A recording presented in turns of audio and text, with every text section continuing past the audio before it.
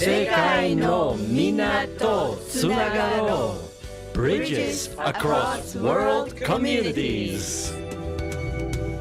Hello everyone and welcome to Bridges Across World Communities, sponsored by NIA, the Nishinomiya City International Association. My name is Thelma. And I'm Floyd. Each month we provide practical knowledge for daily living and important information about disaster prevention. This program is for English-speaking residents in the Nishinomiya area and is broadcast on the second Saturdays of each month from 12 noon to 12:15. This month we'll talk about events celebrating Nishinomiya City's 100th anniversary. Our disaster prevention topic is about preparing an emergency bottle. And we have the second half of our interview with Ms. Luisa Sanetti, originally from Italy and the UK, and now living in Nishinomiya. 提供は西宮市国際交流協会です。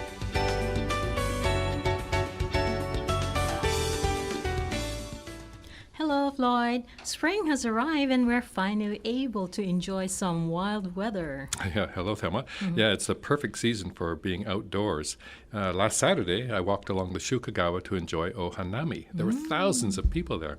Did you go anywhere to view the cherry blossoms? Yes, our family went to Sakura no Miya. You know that place? Nice. And the blossoms were so beautiful, Floyd. So what's our topic this month? Well, have you noticed all the posters and flyers throughout the city with the number 100 written on them? Yes, and I've even seen them on garbage trucks.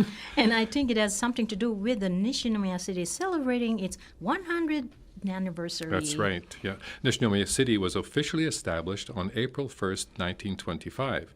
And to celebrate the 100th anniversary, the city has planned various commemorative events. Now, today, we'll talk about just two of the events. Would you like to start with the first one? Yeah, okay. And are you familiar with No? No? Yes, No. Of course. Yeah. Now, No is a major form of classical Japanese dance drama that has been performed since the 14th century.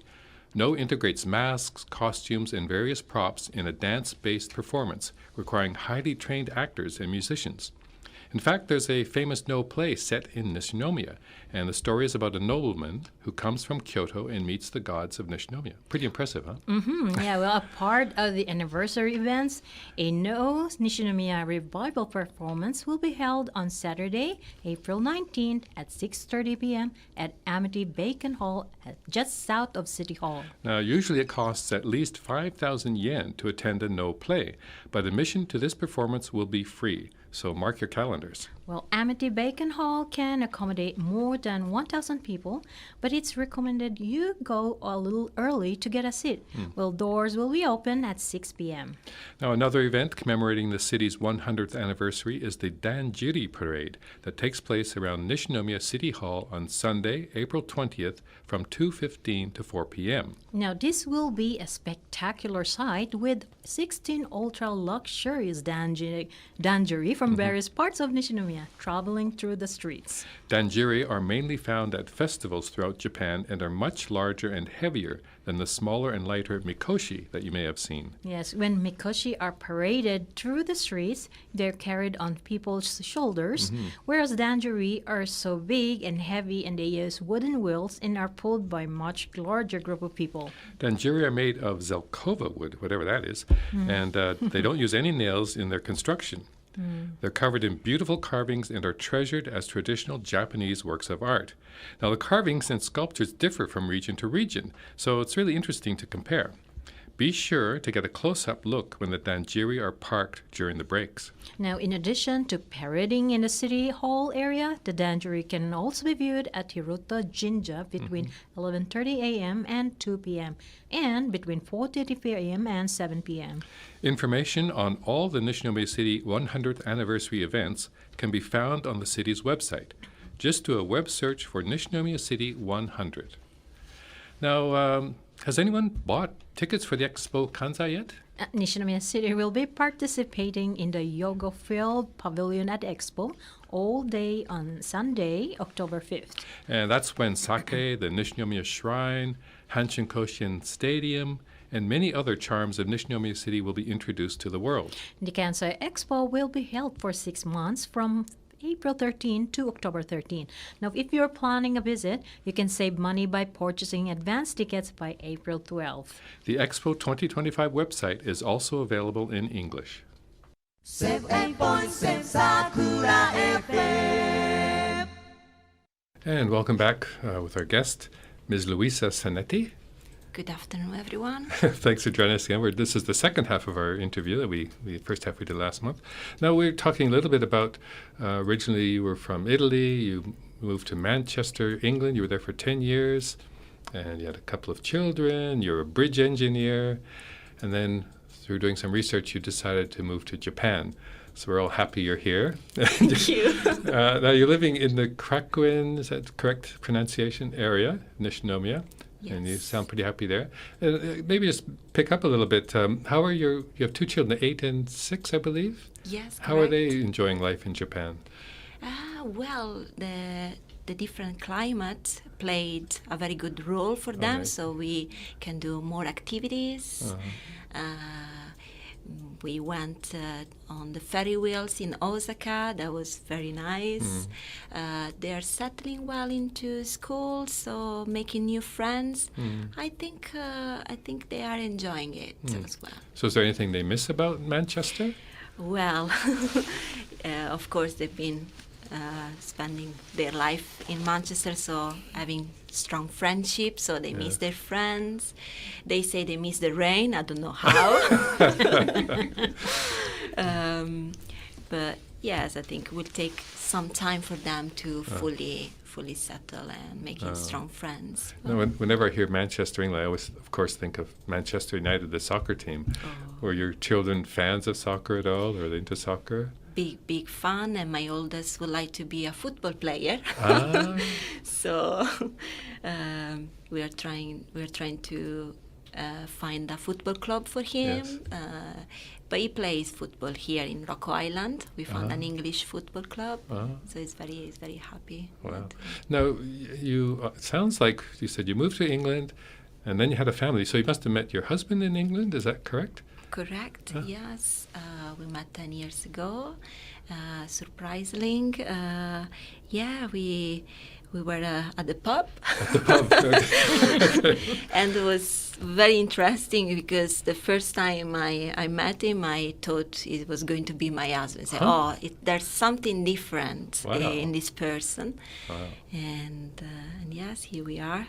Now, how is your husband feeling about living in Japan? He's not very happy. Why is that? He is really attached to Manchester, a proper Mancunian, as they say. Mancunian? I haven't heard that term. Okay. Yeah, they call people from Manchester Mancunians. Of course, for him it's very different life compared to Manchester. But I hope he will settle as well. Making new friends, so eventually. I resisted 10 years in Manchester, so he can put a little bit of effort.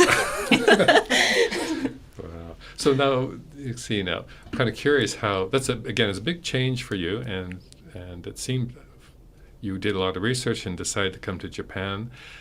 How does your family feel about your family and your husband's family? How did they react to you deciding to move here? Probably they hate me right now. Why did you say that? Well, no one wanted to distance from myself and my husband, the children, so I'm very sorry about their feelings. But did they try to keep you from moving at all? Oh yes, they create these big coalitions against Japan. We're going to Japan. An intervention, maybe. Yes. Yes, and my husband is still trying to do a demonstration to return to England. No, but my parents came and they really enjoyed Christmas time here. Oh.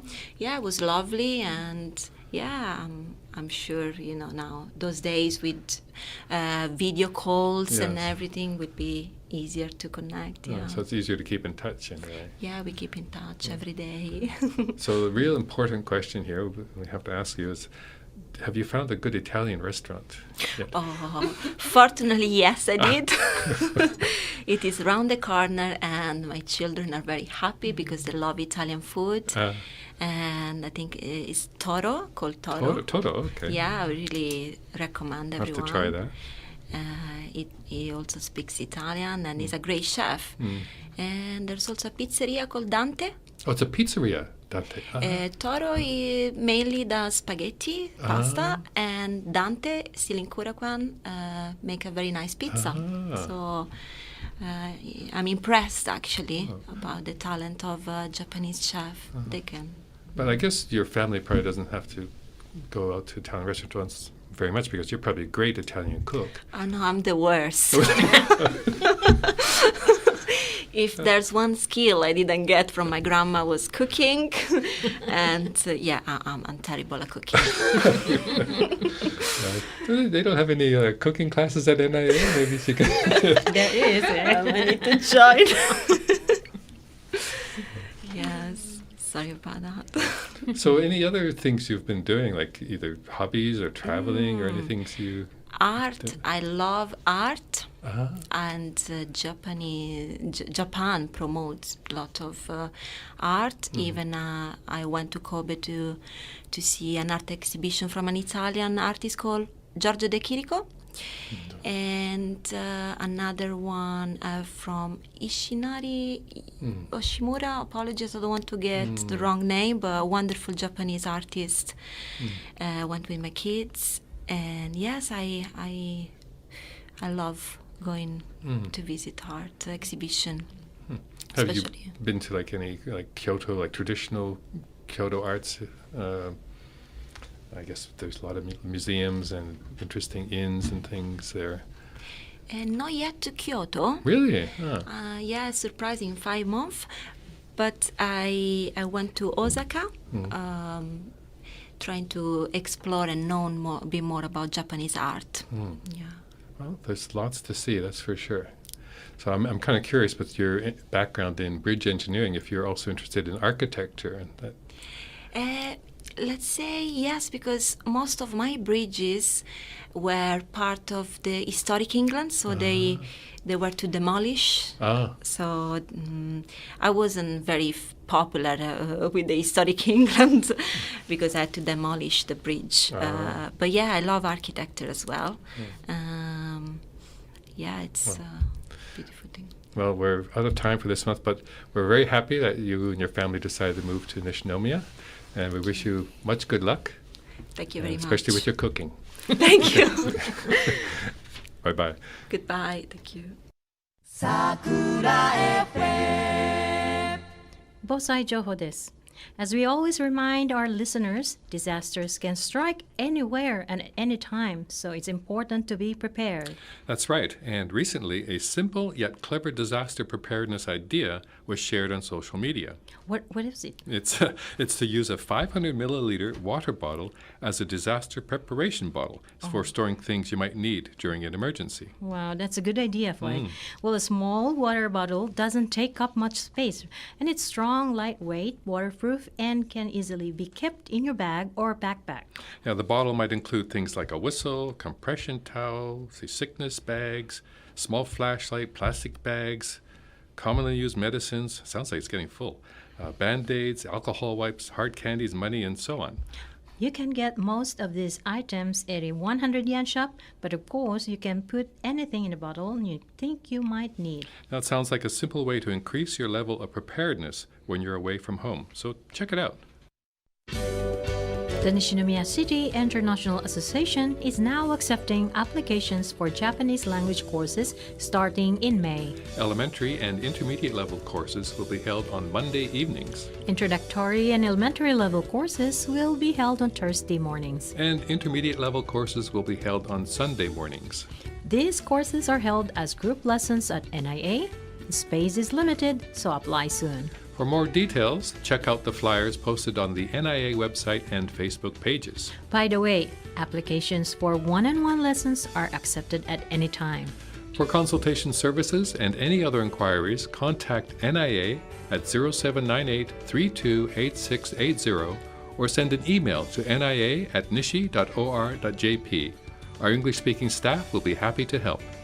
提供は西宮市国際交流協会でした。Have a great weekend, everyone. Keep healthy.